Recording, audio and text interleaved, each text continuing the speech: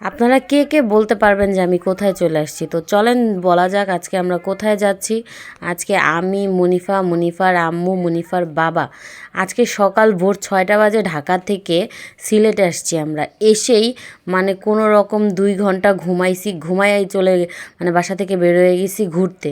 তো এই মুহূর্তে আমরা চলে আসলাম হযরত শাহজালাল মাজারে। তো সেখানে প্রবেশ করলাম সবাই মিলে। এসে ভাবলাম একটু হালকা পাতলা ঘোরাফেরা করি, একটু রোদও ছিল, মানে যেমনটা মনে করছিলাম সিলেটে অনেক বেশি ঠান্ডা হবে কিন্তু তেমনটা ছিল না। সকাল দিকে আমরা যখন আসছি তখন ছিল না, পরবর্তীতে দেখলাম রাতে হালকা হালকা একটু ঠান্ডা হয়। তো এইদিকে আমরা চলে আসলাম সেই গজার মাছ দেখার জন্য। আপনারাও দেখবেন এই সেই গজার মাছ, যেই গজার মাছগুলো মেরে ফেলা হয়েছে বিষ দিয়ে।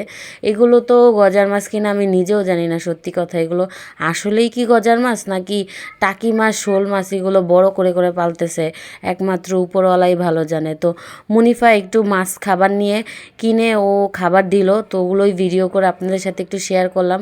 আর এইদিকে আমরা ওখান থেকে চলে আসলাম হাসন রাজার জাদুঘরে। হাসন রাজা প্যারের প্রেমে মজিল রে, নিশা লাগিল রে। সি সি সি, আল্লাহ জানে কেমন হয়েছে জানি না, আপনারা অবশ্যই কমেন্ট করে জানাবেন আমার ভয়েসটা কেমন। আমি জানি খারাপ, তারপরও আপনাদের সাথে একটু শেয়ার করলাম, কারণ হাসন রাজা নামটা মনে আসলেই এই গানটা অটোমেটিক মনের মধ্যে চলে আসে। এটা আমার না, আমি 100% শিওর সবার ক্ষেত্রে এটাই হবে। তো এখানে এসে আমরা হাসন রাজার যত সব শেরওয়ানি, ড্রেস আপ এগুলো দেখলাম। আর এই হাসন রাজাকে নিয়ে যে একটা ছবি বানানো হয়েছিল তার ছবিও দেখলাম। এই হিরোর নাম তো আমি পুরাই ভুইলা গিল্লা খায়া ফেলাইছি। সে দেখলাম তার শেরওয়ানি পরেও কতগুলো ফটোশ্যুট করছে, মানে এগুলো আমি খুব মনোযোগ দিয়ে দেখছি, বিশ্বাস করবেন আমার কাছে খুবই ভালো লাগছে। আর ওনার ব্যবহারকৃত যত আসবাবপত্র আছে, ওরে বাবা এটা কি সিংহ, হরিণ দেখা তো আমি পুরো ভয়ই পেয়ে গেছি। বাবারে বাবা, এত বড় সিংহর মাথা, এটা দিয়ে উনি কী করতো? এমনি মনে হয় শো হিসেবে সাজায় রাখতো। যাই হোক, উনি যেসব প্লেটে খাবার খেত, এমনকি যেসব কাঁটা চামচ দিয়ে উনি বিভিন্ন ফল ফ্রুট খেত, সেগুলো আজকে দেখে আসলাম। মানে ফল ফ্রুট খাইতো কি না আমি জানি না, আমি এই প্লেটগুলো আর কাঁটা চামচগুলো দেখে অনেকক্ষণ দাঁড়ায় দাঁড়ায় চিন্তা করছি উনি নিশ্চয়ই এগুলো দিয়ে এটা খাইতো। তো যাই হোক, ওখানে দাঁড়ায় থাকলে আপনারা হয়তো বা এমন কিছুই ফিল করবেন। তো ওনার ঘর থেকে, ওনার জাদুঘর দেখে আসার পর আমরা চলে এসেছি কিং ব্রিজ দেখার জন্য, সিলেটের বড় কিং ব্রিজ। কিন্তু আইসা ঘটনাটা কি হইলো বলেন তো? ঘড়ির কাঁটাই নষ্ট হয়ে গেছে। কি ব্রিজ দেখতে আসলাম, ঘড়ির কাঁটাই নষ্ট। যাই হোক, ওখানে কিছুক্ষণ 10 মিনিট আমরা ঘোরাফেরা করে চলে আসলাম এখানে আরেকটা ওসমানী জাদুঘর দেখার জন্য। মানে ওনাকে আমি শুনেছি, বাট ওনার কোনো কথা আমি তেমন একটা জানিও না, ওনার ডিটেলস। তো আমাদের রুদ্র ভাই আমাদের একটু ভালো করে ওনার ডিটেলস অনেক কিছুই বললো, প্লাস এখানে একজন লোক ছিল, উনিও অনেক কিছু শেয়ার করছে আমাদের। সব থেকে মজার বিষয় কি জানেন? এটা হচ্ছে ওনার নিজস্ব বাড়ি ছিল।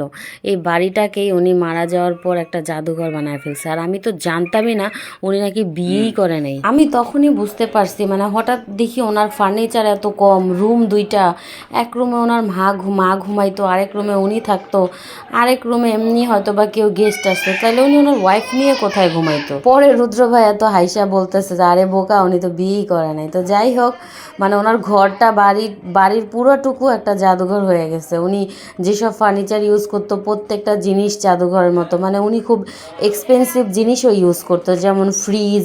এই ফ্রিজটা অনেক অনেক বছর আগের, দেখলেই বুঝতে পারবেন। ওনার ডাইনিং টেবিল, সিঙ্গেল খাট যে দেখলেন না, ওইটা তো ওনার মা ঘুমাইতো। তো সব কিছুই দেখে আসলাম। উনি খাবার দাবার খাইতো, ওগুলাও দেখলাম, খুবই ভালো লাগলো, অনেক কিছু শিখলাম। তো সব জাদুঘর শেষ করে চলে আসলাম আমরা শিশু পার্কে। মানে এখানে মুনিফা আসবেই, ও না এসে ভালোই লাগতেছিল না। অলরেডি 4টা বেজে গেছিলো, আমাদের ক্ষুধা লেগে গেছে, ভাবলাম বাসায় চলে যাব, কিন্তু মুনিফা বলতেছে না, আমি একটু শিশু পার্কে ঘুরে তারপর যাব। বাচ্চা মানুষ, আবদার তো রাখতেই হবে। তো মুনিফার বাবা দৌড়ায় যায় টিকিট কেটে নিয়ে আসলো, ওকে কয়েকটা রাইডে ঘুরাইলো।